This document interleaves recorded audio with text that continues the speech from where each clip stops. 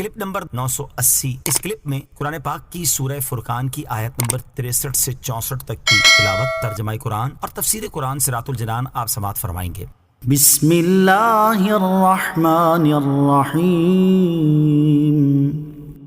ترجمہ: اللہ کے نام سے شروع جو نہایت مہربان رحمت والا ہے۔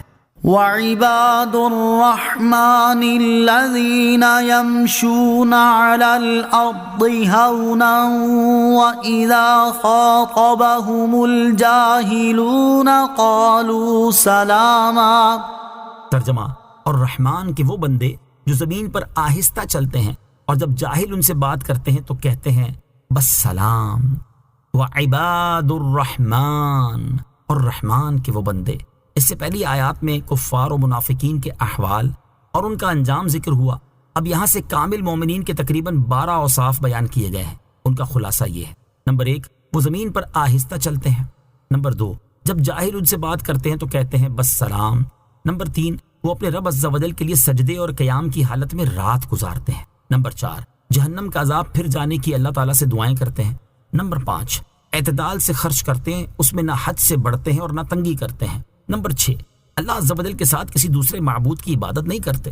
نمبر 7، جس جان کو ناحق قتل کرنا اللہ تعالیٰ نے حرام فرمایا ہے اسے قتل نہیں کرتے۔ نمبر 8، بدکاری نہیں کرتے۔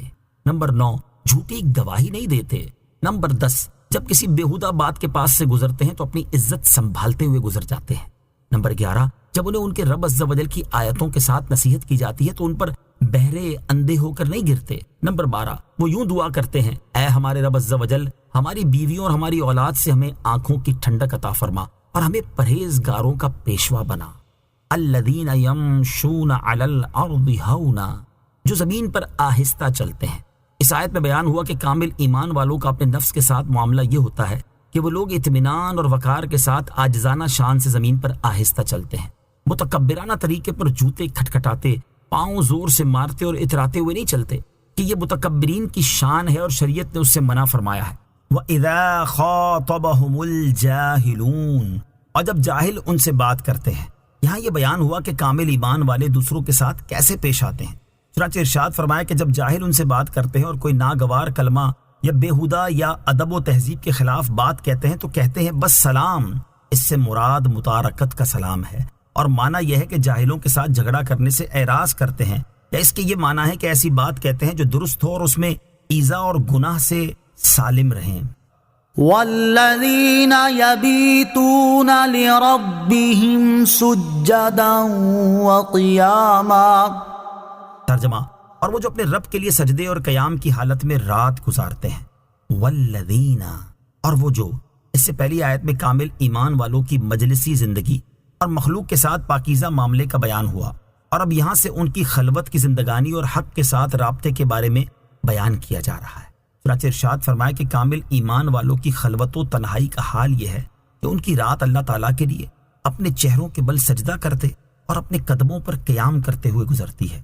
رات میں عبادت کرنے کے فوائد: یاد رہے کہ جو عبادت جس وقت کرنا فرض ہے اسے اس وقت ہی کیا جائے گا، البتہ نفلی عبادت رات میں کرنا دن کے مقابلے میں زیادہ فائدہ مند ہے۔ اس کا ایک فائدہ یہ ہے کہ رات میں کچھ دیر سونے کے بعد اٹھ کر عبادت کرنا دن کی نماز کے مقابلے میں زبان اور دل کے درمیان زیادہ موافقت کا سبب ہے۔ دوسرا فائدہ یہ ہے کہ اس وقت قرآن پاک کی تلاوت کرنے اور سمجھنے میں زیادہ دل جمعی حاصل ہوتی ہے، کیونکہ اس وقت شور و غل نہیں ہوتا بلکہ سکون اور اطمینان ہوتا ہے، جو کہ دل جمعی حاصل ہونے کا بہت بڑا ذریعہ ہے۔ تیسرا فائدہ یہ ہے کہ اس وقت عبادت کرنے میں کامل اخلاص نصیب ہوتا ہے، اور عبادت میں ریاکاری، نمود و نمائش اور دکھلاوا نہیں ہوتا، کیونکہ عام طور پر اس وقت لوگ بیدار نہیں ہوتے، جس کی وجہ سے ریاکاری کا موقع نہیں ہوتا۔ یہ تینوں فوائد قرآن مجید میں انتہائی جامع انداز میں بیان کیے گئے ہیں۔ چنانچہ سورہ مزمل میں اللہ تعالیٰ ارشاد فرماتا ہے: ان ناشئۃ اللیل ہی اشد وطئا واقوم قیلا۔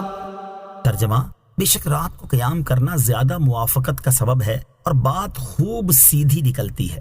اپنی راتیں عبادت میں گزارنے والی 2 بزرگ خواتین، ہمارے بزرگان دین اپنی راتوں کو اللہ تعالیٰ کی عبادت کرتے ہوئے گزارا کرتے تھے، اور ان کی شب بیداری کے ایسے حیرت انگیز واقعات ہیں کہ انہیں سن کر عقل دنگ رہ جاتی ہے۔ یہاں بطور خاص 2 بزرگ خواتین کے واقعات سماعت کیجیے۔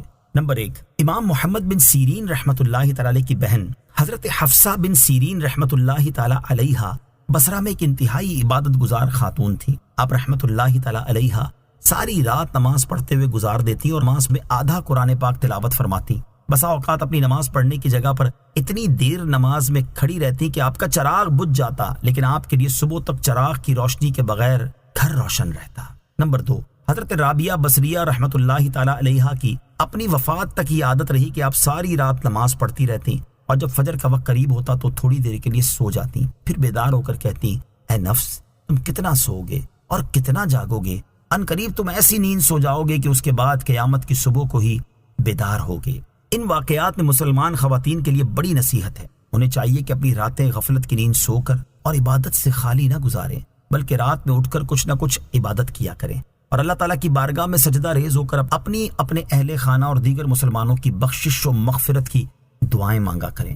تھوڑی عبادت کرنے والوں کو بھی شب بیداری کا ثواب. یاد رہے کہ اللہ تعالیٰ اپنے بندوں پر بڑا مہربان ہے اور وہ اپنے کرم سے رات میں تھوڑی عبادت کرنے پر بھی شب بیداری کا ثواب عطا فرما دیتا ہے. چنانچہ یہاں تھوڑی عبادت کرنے پر شب بیداری کا ثواب ملنے سے متعلق 2 روایات سماعت کیجیے. نمبر 1، حضرت عثمان غنی رضی اللہ تعالیٰ عنہ سے روایت ہے، حضور اقدس صلی اللہ تعالیٰ علیہ وسلم نے ارشاد فرمایا، جس نے عشاء کی نماز باجماعت ادا کی اس نے آدھی رات کے قیام کا ثواب پایا، اور جس نے نماز فجر بھی باجماعت ادا کی وہ ساری رات عبادت کرنے والے کی مثل ہے. نمبر 2، حضرت عبداللہ ابن عباس رضی اللہ تعالیٰ عنہ نے فرمایا کہ جس کسی نے عشاء کے بعد 2 رکعت یا اس سے زیادہ نفل پڑھے وہ شب بیداری کرنے والوں میں